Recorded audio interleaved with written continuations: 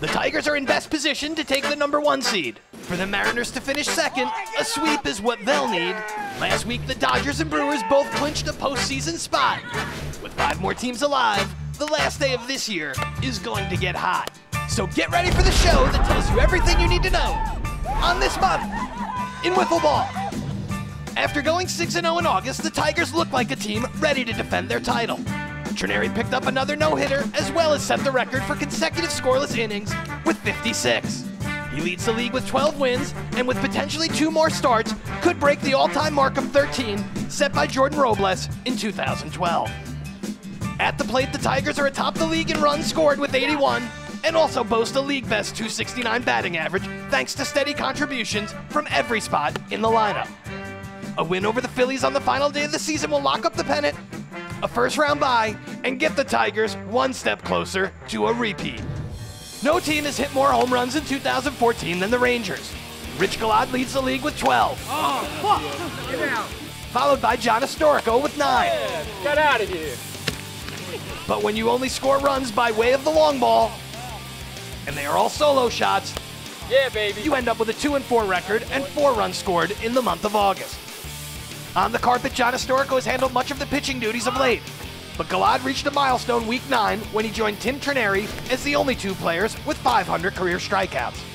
If the Rangers pick up a win, they will be going to the playoffs, but it won't be easy because week 11 they face one of the hottest teams in the league.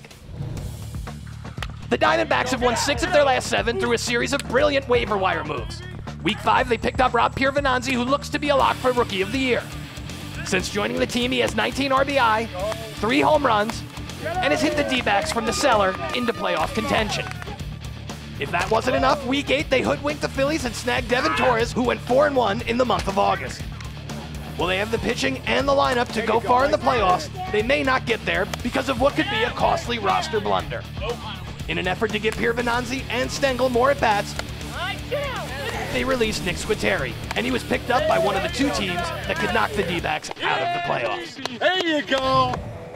After starting the month by going 0-4, the Rays saved their season with an unlikely sweep of the Mariners. Week 10, Sean Ryan took the carpet and didn't allow a run for the 3rd time in August, but this time was able to pick up the win with a little help from the newest Ray.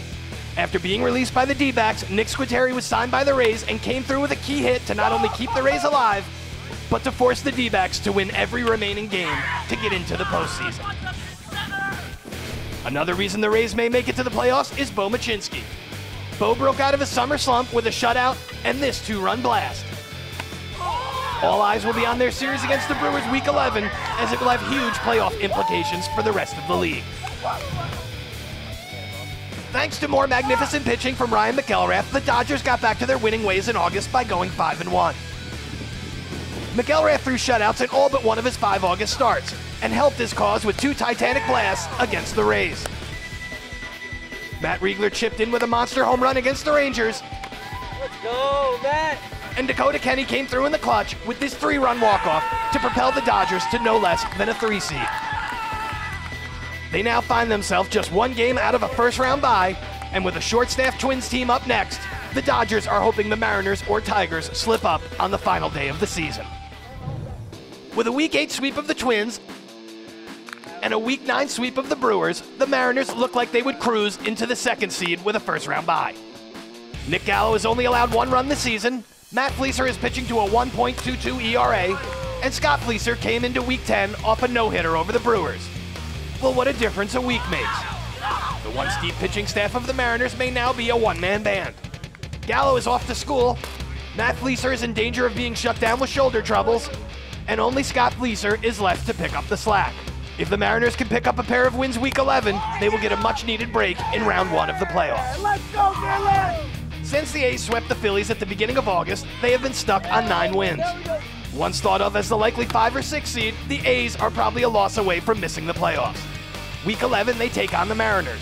At full strength, it is a series the A's could win. Anything less, it could be over pretty quickly. It has been a long, long year for the Phillies. Mike Weiner has incredible stuff, and in 7 starts, has yet to pick up a win. Frank Pellegrino is batting .250 and gets on base nearly every other at-bat, but only has scored 3 runs. Still, the Phillies play everyone tough.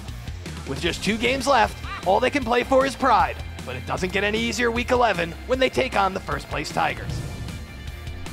After getting swept by the Mariners to kick off the month, the Twins were written off.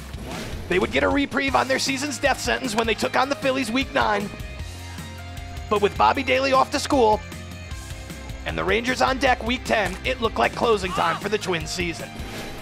The Twins battled in the first game of the series, but down 2 runs in the bottom of the 5th with 2 on and Quentin Jackaruso at the plate, it wasn't looking good for the Twins. Until this happened.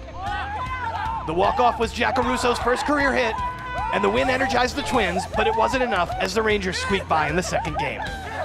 At 8-12, the Twins can still find their way into the playoffs, but first they'll need to sweep the Dodgers, and then they'll need a lot of help. Another team that struggled down the stretch was the Brewers. After starting the season 9-5, the Brew Crew only won 2 of 6 in August.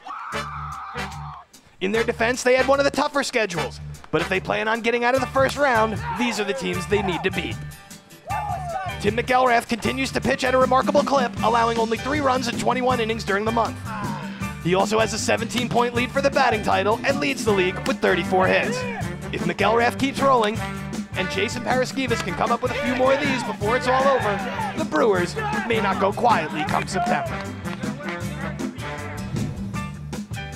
Here are the standings with just 1 week left in the 2014 Palisades WBL regular season.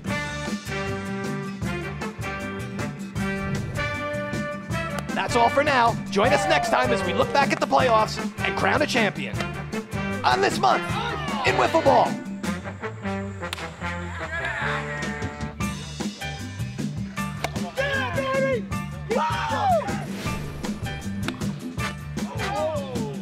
Tell Wriggler to suck a dick now. Tell Wriggler to suck a dick. Oh, I'm confused, huh?